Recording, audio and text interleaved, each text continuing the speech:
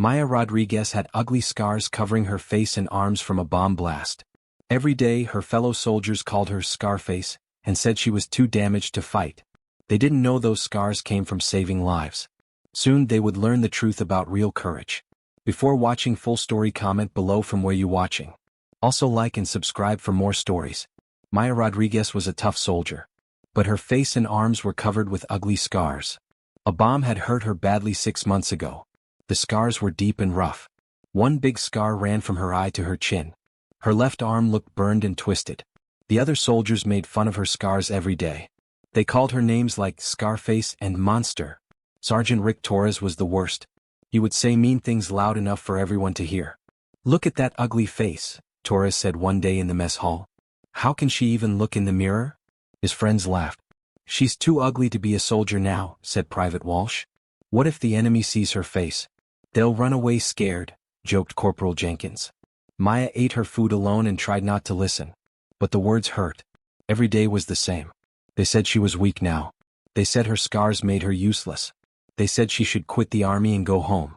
But Maya knew something they didn't know. She got those scars saving 3 soldiers from a burning truck. Enemy bullets were flying everywhere. She could have run away and stayed safe. Instead, she ran into the fire and pulled out her friends. That's how she got burned so badly. Captain Williams called Maya to her office one evening. "I have a special mission for you," she said. "We're working with Navy SEALs to catch a bad guy in the mountains." Maya sat up straight. She was always ready for missions. "Torres and his team are going too," the captain added. "Can you work with them?" Maya's jaw got tight. Those men made her life hell every day. But she was a good soldier. "Yes, ma'am. I'll do my job." The target was Hassan al-Rashid, a terrorist hiding in the Afghan mountains. The plan was simple. Fly in at night, grab him and get out fast.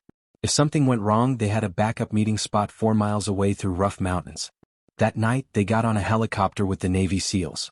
Lieutenant Commander Stone was their leader. He was tough and smart.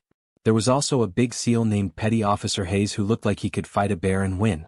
During the mission briefing, Torres whispered mean things about Maya. "I hope Scarface doesn't mess this up for us," he said quietly. But Hayes heard him. "Listen here, soldier," Hayes said in a deep voice. "I've been fighting for 15 years. The people with scars are the ones who've seen real combat. I'd rather fight next to someone with scars than someone who's never been tested." Torres shut his mouth fast. Nobody argued with a Navy SEAL. The helicopter flew through the dark mountains for 2 hours. Maya checked her rifle and gear. Her hands moved quickly and smoothly despite the scars. She was ready for anything. They landed on a rocky hill near the terrorists' hideout. Maya took the lead, moving quietly through the rocks. Her training kicked in. Scars or no scars, she was still one of the best soldiers in the unit. The building was old and made of mud bricks. They crept inside like shadows. Maya used hand signals to guide the team through the dark hallways. Everything was going perfectly. They found Hassan al-Rashid sleeping in a back room. He woke up scared when he saw their guns pointed at him. "Don't shoot," he said in broken English. Stone zip-tied his hands behind his back. "Target secured," Stone whispered into his radio. "Moving to extraction." But as they walked back through the mountains, everything went wrong. Enemy fighters had surrounded them. Gunfire exploded from all directions like thunder. "Take cover," Maya yelled, diving behind a big rock. Bullets hit the ground around her feet like deadly rain. Sparks flew when bullets hit the rocks. Torres was shouting into his radio. Base, we need help. We're getting shot at." But the radio crackled with bad news. "Extraction site is too dangerous. You need to get to the backup location." That meant walking 4 miles through mountains full of enemies who wanted to kill them. An RPG rocket exploded near their position. The blast was so loud it made Maya's ears ring. Rocks and dirt flew everywhere.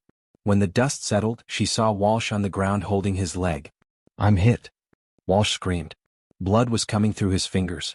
Maya crawled to him while bullets flew over her head. She pulled out her medical kit and wrapped his leg tight. "How bad does it hurt?" she asked. "Real bad.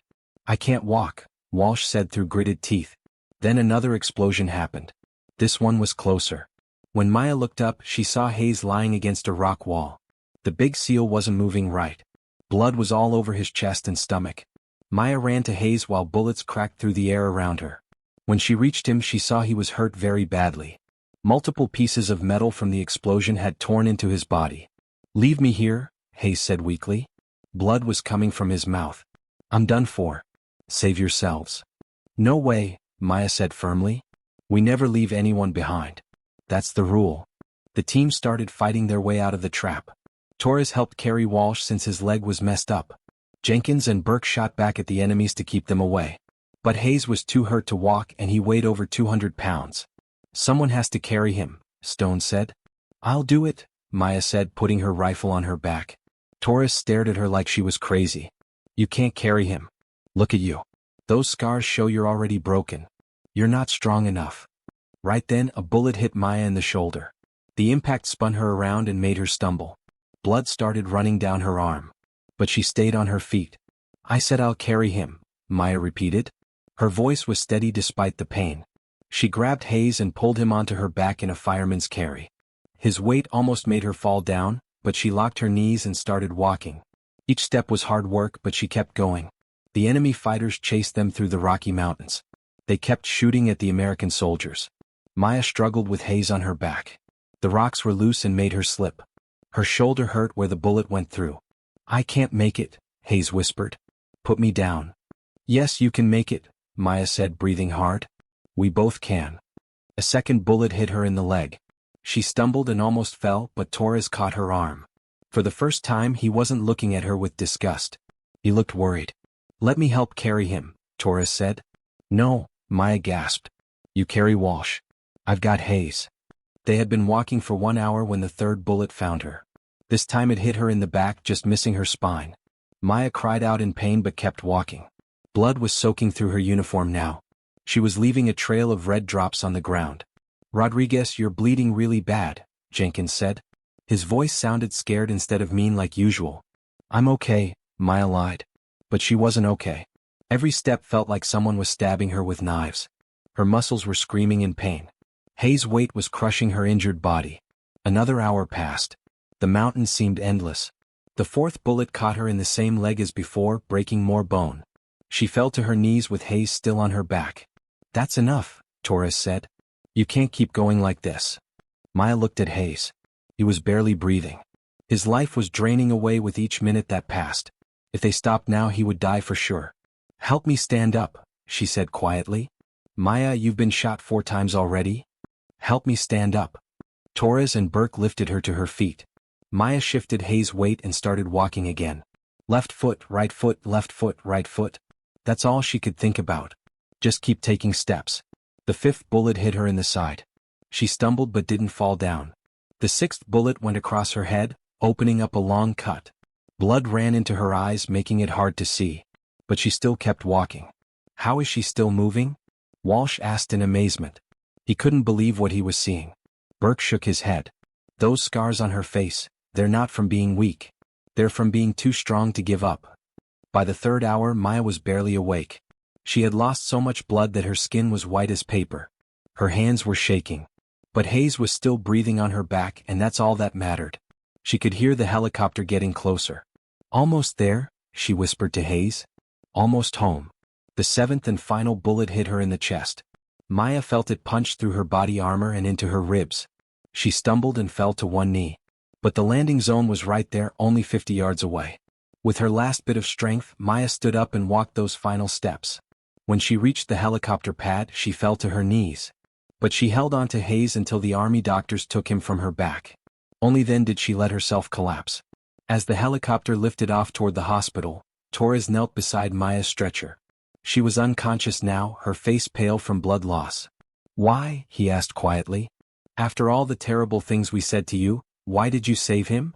Maya's eyes opened slowly. Because that's what soldiers do for each other, she said in a weak voice. We don't leave anyone behind no matter what. She closed her eyes for a moment, then opened them again. Those scars you always make fun of? I got them pulling Corporal Martinez out of a burning Humvee when it hit a roadside bomb. And the burns on my arm? That's from dragging Sergeant Kim to safety when insurgents attacked our base. The scar on my face? That's from shielding Private Foster with my own body when he stepped on a landmine. Torres felt sick to his stomach. All this time, they had been making fun of scars she got saving other soldiers' lives. Every single scar on my body is someone I brought home alive, Maya continued. Someone's son. Someone's father. Someone's husband. Someone's brother. These marks don't mean I'm weak or damaged.